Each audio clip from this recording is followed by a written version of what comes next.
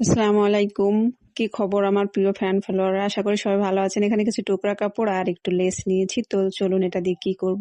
এখানে আমি কাপড়গুলো একটা মাপে কেটে নিয়ে তারপর হচ্ছে গিয়ে জয়েন করে নিয়েছি মাঝখানে। তারপর হচ্ছে গিয়ে কাঁধের জন্য মানে বুকের জন্য নিয়েছি 3.5 ইঞ্চি। এরপরে এখানে উপরে 2.5 ইঞ্চি বাদ দিয়ে নিচে নিয়েছি কত মোট 4 ইঞ্চি।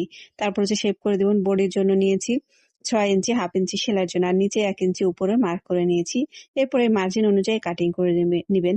এই কাপড়টার লম্বা আমি নিয়েছি হচ্ছে গিয়ে 16 ইঞ্চি। মানে ১ থেকে ১.৫ বছরের বাচ্চারা এটা পড়তে পারবে। তো সেই মাপে আমি নিয়েছি। এর উপরে আরো 2.5 ইঞ্চি বাড়তি হবে।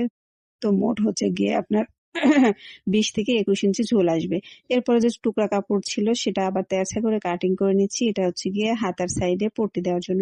তো এটা জয়েন করে এভাবে করে পট্টি দিবেন। এভাবে পট্টি দিলে আপনার হাতার এই মহড়াটা দেখতে অনেকটা সুন্দর লাগে। তো পট্টি দেয়া এভাবে সেলাই করে তারপর হচ্ছে গিয়ে ছোট, ছোট করে কাট করে বাড়তি থাকলে কেটে নিবেন। তারপর হচ্ছে উল্টা করে এভাবে চাপ সেলাই দিয়ে দিবেন। তো এভাবে সবগুলো করে নিবেন। কাঁধের ফিতা এখানে আমি লং নিয়েছি 7 ইঞ্চি আর চওড়া নিয়েছি 2.5 ইঞ্চি। এরপর এভাবে ভাঁজ করে নিয়েছি।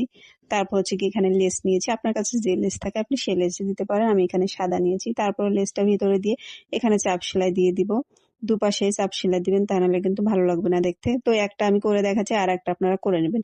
তারপর এবার হচ্ছে গিয়ে বডির পার্টে এভাবে বসাবেন। যেটা আমরা লেস লাগাই নাই সেটা রেখে তারপর হচ্ছে বাকিটা সেলাই করে নেবেন এভাবে আলাদা একটা পট্টি কাপড় দিয়ে। তো এখানে সেলাই করা নেওয়ার পরে এবার উল্টা করে নেবেন। উল্টা করে এরপরে আরেকটা চাপ সেলাই দিয়ে দিবেন। এটা হচ্ছে সামনের পার্ট আমি সেলাই করছি। পিছনের পার্ট একটু ভিন্ন। পিছনের পার্টটা কিন্তু আমি একটু বেশি নিয়েছি কারণ এখানে আমি রাবার দিব।